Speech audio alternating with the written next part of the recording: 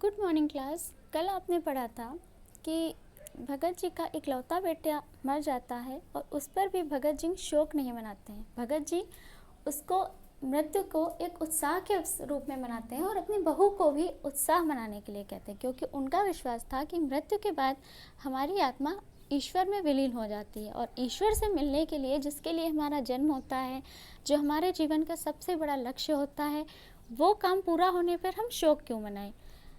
आगे बताया गया, बेटे के क्रियाकर्म में तूल नहीं किया, पतोहू से ही याद दिलाई, किंतु ज्यों ही श्राद्ध की अवधि पूरी हो गई, पतोहू के भाई को बुलाकर उसके साथ कर दिया, यह आदेश देते हुए कि इसकी दूसरी शादी करा देना। इधर पतोहू रो रो कर कहती, मैं चली जाऊंगी तो बुढ़ापे में आपके लिए भोजन कौन बनाएगा, बीमार पड़े तो कौन एक चुल्लू पानी देगा।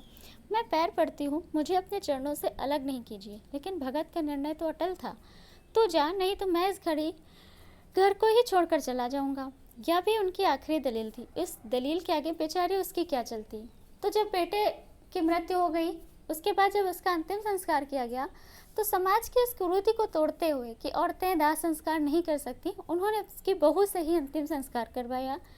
उसके बाद भी समाज की दूसरी कुरीति कि विधवा को बिल्कुल निष्कासित जीवन दे दिया जाता था, विधवाओं को बिल्कुल समाज से एक अलग जानवरों की तरह रखा जाता था। उस कमी को, उस बेकार कुरीति को उन्होंने ना मानकर बेटे को दूसरी शादी के बहू की दूसरी शादी के लिए ऑफर किया कि आप मायके जाइए और दूसरी शादी कर लीजिए। बाल गोविंद भगत की मौत भी उन्हीं के अनुरूप हुई। वह हर वर्ष गंगा स्नान करने जाते। स्नान पर उनकी आस्था नहीं रखते जितना संत समागम और लोक दर्शन में था। तो वे हमेशा गंगा स्नान के लिए जाते रहते थे, लेकिन गंगा स्नान का मतलब सिर्फ नहाने जाना नहीं या सिर्फ खुद को घुमाने के लिए नहीं। गंगा स्नान का मतलब ये था कि हम वहाँ पे जाएंगे तो हमसे भी अच्छे दूसरे साधु आते हैं, हमें उनके साथ समय बिताने का अवसर मिलेगा। और जब आप किसी अच्छे या ज्ञानी व्यक्ति के साथ समय बिताते हैं तो वो चीज़ें आपको भी अनायास सीखने को मिल जाती हैं। जितना साधु को संबल लेने का क्या हक, गंगा 30 कोस दूर थी और गृहस्थ किसी से भिक्षा क्या मांगे। तो 30 कोस की दूरी वो ऐसे ही अपने घर से थोड़ा सा खाने के लिए कुछ जो ले जाते थे उसी से काट देते थे, क्योंकि ना तो वे कोई साधु थे कि रास्ते में सबसे भिक्षा मांग लेते, और वह गृहस्थ थे।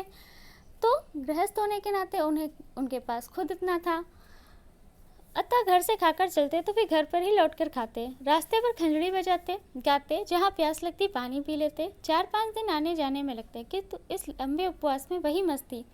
अब बुढ़ापा आ गया था, किंतु टेक वही जवानी वाली। इस बार लौटे तो तबीयत कुछ सुस्त थी। तो शरीर से तो वे कमज़ोर हो गए थे, बूढ़े हो गए थे, लेकिन उनकी टेक यानी कि उनके जो जीने का तरीका था वो वही जवानी के दिनों वाला था। वैसे ही प्रतिदिन स्नान करने जाना, गंगा स्नान जाना, संत समागम करना और संगीत गाना बजाना। खाने पीने के बाद भी तबीयत नहीं सुधरी, थोड़ा बुखार आने लगा, किंतु नेम व्रत को छोड़ने वाले नहीं थे। वही दोनों जिन गीत, स्नान, खेती बाड़ी दिन दिन छींचने लगे थे। लोगों ने नहाने धोने से मना किया, आराम करने को कहा, किंतु हंसकर टाल देते थे। उनमें बस एक परिवर्तन आया था कि वे समय के साथ साथ बहुत जल्दी उन्हें गुस्सा आता था, खीज आने लगी थी, वे लोगों के तर्क कुतर्क से बचने लगे थे। उस दिन भी संध्या में गीत गाए, किंतु मालूम होगा जैसे तागा टूट गया हो, माला का एक एक दाना बिखरा हुआ। भोर में लोगों ने गीत नहीं सुना, जाकर देखा तो बाल गोविंद भगत नहीं रहे, सिर्फ उनका पंजर पड़ा था। तो गाते ही गाते उनकी मृत्यु हुई। आराम से जिस दिन शाम को सोए और सुबह पता चला कि उनकी मृत्यु हो गई। तो उनका मृत्यु भी उन्हीं के अनुरूप हुई, वैसे ही संगीतमय, वैसे ही चलायमान, वैसे ही शांत। तो इस पाठ में आपको बताया गया कि एक सच्चे साधु के लिए क्या आवश्यकता होती है, अपने मन में उस ईश्वर के प्रति आस्था रखना, ना कि कोई दिखावा या आडंबर करना। दूसरे इसमें समाज की कई कुरीतियाँ, जैसे अंतिम संस्कार की कुरीति, मृत्यु के बाद बहुत शोक सभा करना, या फिर विधवाओं के साथ होने वाले दुर्व्यवहार जैसी कुरीतियों को बताया गया कि उनको समाज से हटाना ही सच्चे साधु यानी कि अच्छे मनुष्य का कर्तव्य होता है।